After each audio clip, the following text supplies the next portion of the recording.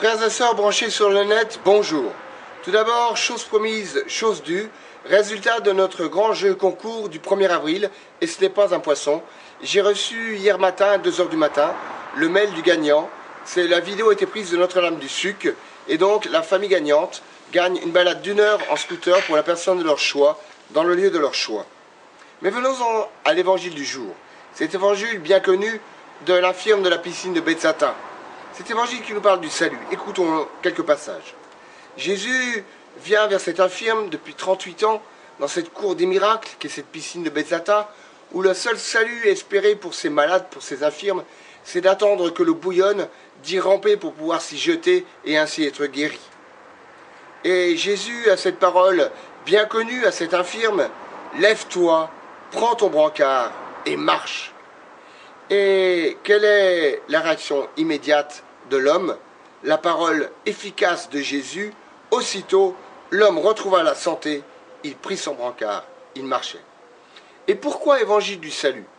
Eh bien, écoutons la fin de l'évangile, quand Jésus retrouve l'homme en bonne santé dans le temple. « Te voilà en bonne santé, lui dit-il, ne pêche plus, il pourrait arriver pire encore. » Alors attention aux interprétations hâtives. Jésus n'est pas en train de dire à l'homme que s'il pêche, la conséquence de son péché va être une maladie pire encore. Non. Jésus dit à cet homme, si tu pêches, ton mal plus grave, c'est de faire ton propre malheur en t'éloignant de Dieu. Oui, nous créons nous-mêmes notre propre malheur en nous séparant de Dieu. Pourquoi? Parce que tous nos péchés sont déjà pardonnés par le Christ en mourant sur la croix.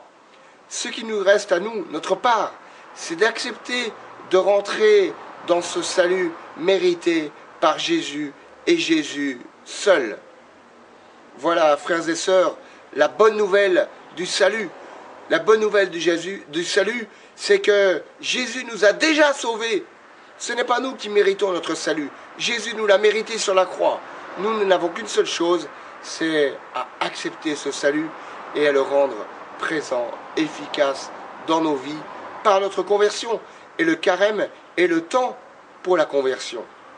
Alors je ne veux pas vous laisser sans vous lire un passage du psaume, de ce très beau psaume 45.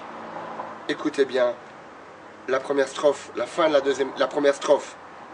Nous serons sans crainte si la terre est secouée, si les montagnes s'effondrent au creux de la mer. Quelle actualité de la parole de Dieu pour nos frères bien-aimés du Japon. Prions pour eux, frères et sœurs. Prions pour cette catastrophe naturelle. Bien sûr, nos frères japonais n'ont aucune responsabilité personnelle dans ce malheur qui les atteint. Alors prions pour eux.